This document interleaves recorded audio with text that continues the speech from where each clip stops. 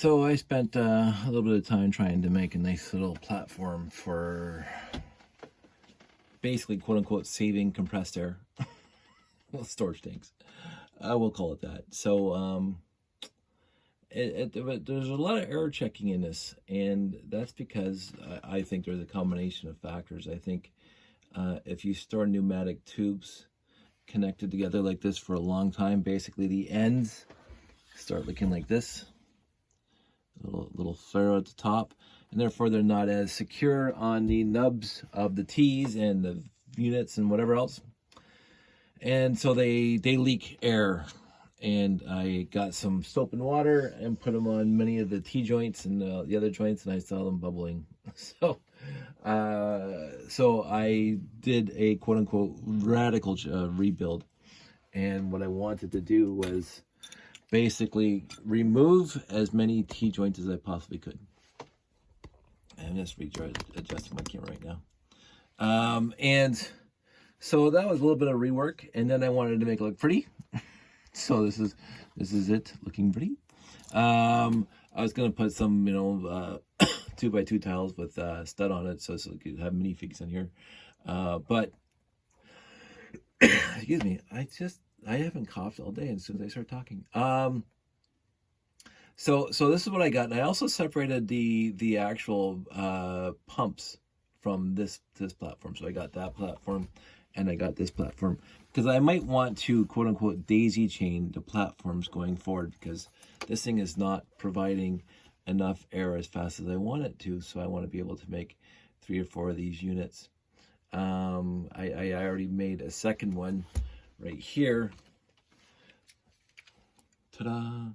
And what I found is that I would need another controller, train controller, that kind of background, because this when I put 2 on there wasn't enough power to run 4 XL motors. Running 2 XL motors is fine; it'll go until it pops. But 4 XL motors was like stalling halfway through the air pressure, and that wasn't good enough for me. So I went just back down to 2, which is here, and basically connect it. So I created exactly 16 by 16. I'll make like daisy chainies. The issue, of course, is the back end where all the wires are connected. So basically off the polarity switch on this guy gets connected to there. So you got the polarity switch here, and you got the connection there. And so now, if I were to turn on the drain controller, of course the pumps work. Of course, it's not connected right now. So we'll talk about this too. I am now using these. Close the gate. So then you'll see that the pressure is going up. Let me just censor this like that. I'm using these things that came in later sets to here. You can see to hold the pneumatic tubing to the T's and other processes. So it's a lot cleaner than this guy here. I use these 3 lift arms, 3L lift arms, but I like these little, but I don't have enough to go everywhere. So now we're up to 2. If I want to pull down on that, it's going to go a little higher. If I want to get the manual pump going, I'll go a little higher than that. And I've been watching that arrow for a while, and there's a small, tiny leak, and I don't know where it is. So I'm not going to worry about it too much. The arrow does stay in one spot overall. So in the end, this unit by itself will get it to 2 PSI, or is it? I can't remember. Inside and outside. PSI is on the outside. Bar is on the inside. Doesn't matter. It gets past 2, between 2 and 3. 30 to 40. So that's not too shabby for stuff I want to do. I think if you look at the big motors that people are building in pneumatics, they have a compressor, and they have a lot more pressure in their air tanks. And they're not using Lego air tanks, and they're using third-party air tanks, or even I've seen people use pop bottles, plastic pop bottles, and like a bike pump to fill them up, which is kind of cool. It really is. But I wanted 100% 100% for a change for me. No modified bricks, no nothing. The only thing is that you have to snip the tubing, but that's part of pneumatics anyway. But 100% Lego solution to power what I want to power. And I think this looks nice. I think it looks nice. I like the idea of daisy chaining these things together if I build more, but they'd have to be on different train controllers.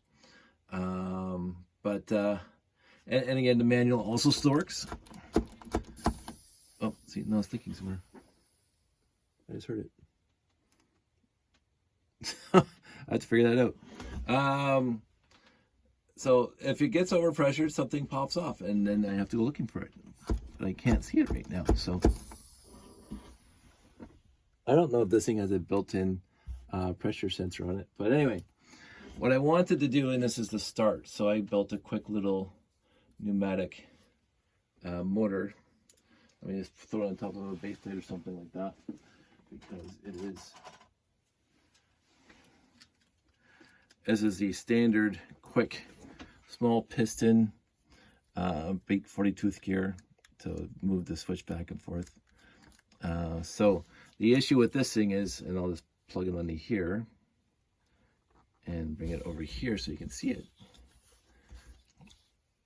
Move all this back so you can see it. There we go. See, that's why I like the modularity. I can do all this stuff.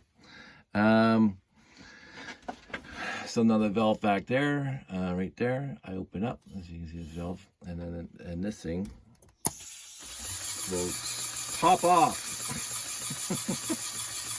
Good time. This is what we call, whatever. So,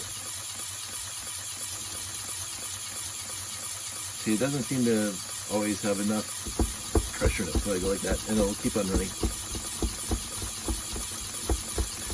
Because if the needle goes too low, it'll stop. So it has to stay above 1.5 in order for this thing to keep spinning. That's why I think those motors, those pneumatic motors that you see online, they have 3 or 4. That's why I want 2 of these working, so I don't have to do that, because those will just stop now. So this was a test, the valid test. I'm going to close this off again in case that pipe of spark first pops off again.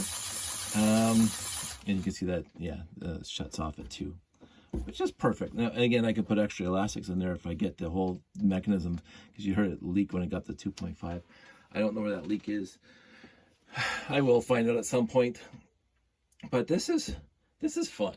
And this is what I always like pneumatics, because it's not, yes, you have to, I have to use electricity because I need the pumps.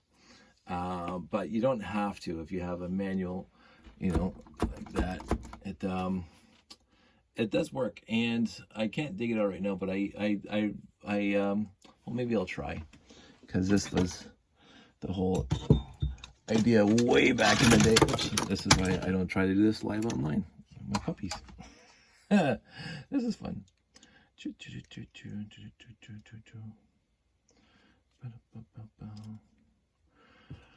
I got too many things on my shelf. Let's see if I can dig this guy out.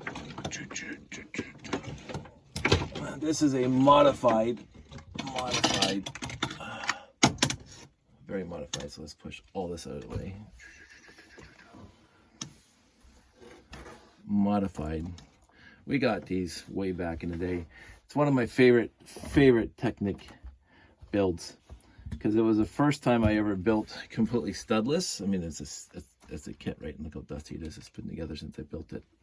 But what I did, and people who already know this set can notice, I have a blue air tank in here and not the little engine that they had in here, because this thing without an air tank is like, really, it's a waste of time, because you're pumping this thing all the time. Whereas when you put the air tank in here, you can actually do a few things, like for a little while before it runs out of air. Whereas if you didn't have the air tank in there, you'd have to always, after every time you move something. So the air tank is a help. So that's one of my modifications. The other one was to make the wheel well here bigger. I can't remember if that was a modification, but this was one of my first well, I won't say my first pneumatic set, but one of the coolest pneumatic sets I ever came out with. I mean, this thing is 100% pneumatic. I think it was deficiency on their part that they didn't have an air tank in this thing, but I put one in. It's just the issue with pneumatics is like it's very hard to get it just to go slow. But in the end, it's a really cool kit if you get your hands on one for what it is. I like how my air tank's upside down now. And this is there we go. So it is a fun little backhoe. The backhoe is a fun little set, and as you can see, mine is completely dusty. The steering does work still. You know, as far as kits go, there's nothing wrong with this one. It's a really cool kit, and it is always here as my inspiration for pneumatics. So there we go. Get back to this. So as I say, this was a test. Let's see if I can get back into pneumatics and make things look pretty. I'm glad I did it.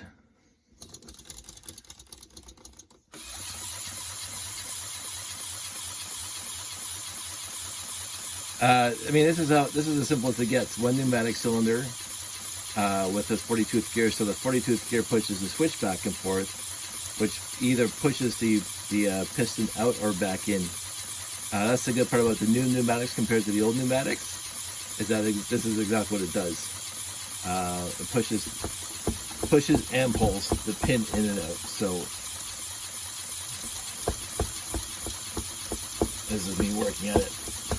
What I don't want to do is at a show is, if I actually bring something to display at a show, I don't want to be doing that. I just want this thing to be pressurized all the time.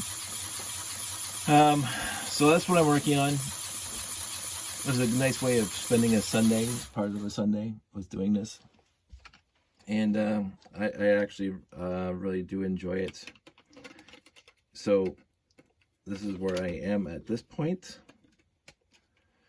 I hope I'm going to continue on. I got some more ideas I want to try. I hope everybody out there is doing well. I know that, oops, this came off. Anyway, let's not worry about that right now. I'm getting a little tired, so I'm just going to wrap this up now. This has been fun. I'm glad I'm kind of making kind of a semi-permanent setup here for pneumatics going forward, so I can have various modules and mix and match. I really like these new pieces that come with the axle hole that holds the pneumatic T, or the straight through. What I was really disappointed in these guys, they're not hollow inside. The air does not flow through these, because this would have been nice to have. But again, they gave you all those old solid, rigid hoses anyway, so it's not necessary. In the end, that's where I am right now. And I'm going to keep on running this for a little bit. It's been a lot of fun. I don't know if anybody wants more details on this, but again, online you can find a lot of Lego pneumatic videos showing you how to build various air-powered motors and stuff. And I'm going to try some of that. So this is where I am. I hope everybody's doing well. I'm doing pretty okay. I think I'm just a little tired right now, which I didn't expect. But it is bedtime. So everybody out there, stay safe, take care, and I will talk to you soon.